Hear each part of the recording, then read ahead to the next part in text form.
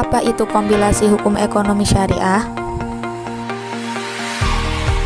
KHS merupakan rangkuman dari berbagai pendapat hukum yang diambil dari berbagai kitab yang tertulis oleh ulama fikih yang bisa dipergunakan sebagai referensi pada pengadilan agama untuk diolah, dikembangkan, serta diimpun ke dalam satu himpunan. Akhirnya KHS berawal dari terbitnya UU Nomor 3 Tahun 2006 tentang perubahan atas UU Nomor 7 Tahun 1989 tentang peradilan agama. Kompilasi hukum ekonomi syariah yang dilegitimasi penggunaannya melalui Peraturan Mahkamah Agung Republik Indonesia Nomor 2 Tahun 2008. Secara substansi dan struktur dibagi menjadi 4 buku, yaitu buku 1 sampai buku 4, yang semuanya terdiri atas 790 pasal. Buku 1 dibahas mengenai subjek hukum dan amwal, terdiri dari 3 bab dan 19 pasal.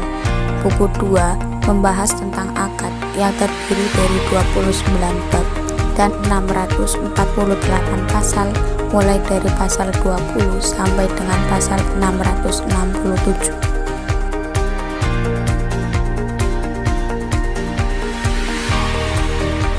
Buku 3 tentang zakat dan hibah terdiri dari 4 bab dan 60 pasal, mulai dari pasal 668 sampai dengan pasal 727. Buku 4 tentang akuntansi syariah terdiri dari 7 bab dan 63 pasal, mulai dari pasal 728 sampai pasal 790. Lalu, apa kedudukan dan fungsi KHS? Pertama, KHS sebagai pelengkap pilar peradilan agama. Dengan lahirnya KHS berarti memastikan dan menyatukan hukum ekonomi syariah di Indonesia. Seandainya KHS tidak disusun, maka hakim peradilan agama memutuskan perkara ekonomi syariah dengan merujuk kepada kitab-kitab fikih yang tersebar dalam berbagai mazhab.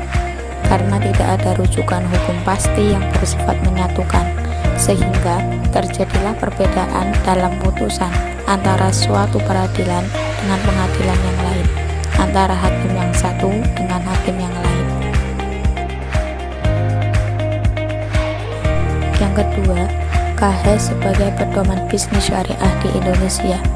Fungsi hukum bisnis syariah yang pertama, sebagai sumber informasi yang berguna bagi praktisi bisnis untuk memahami hak-hak dan kewajiban dalam praktis bisnis agar terwujud watak dan perilaku aktivitas di bidang bisnis yang berkeadilan, wajar, sehat, dan dinamis.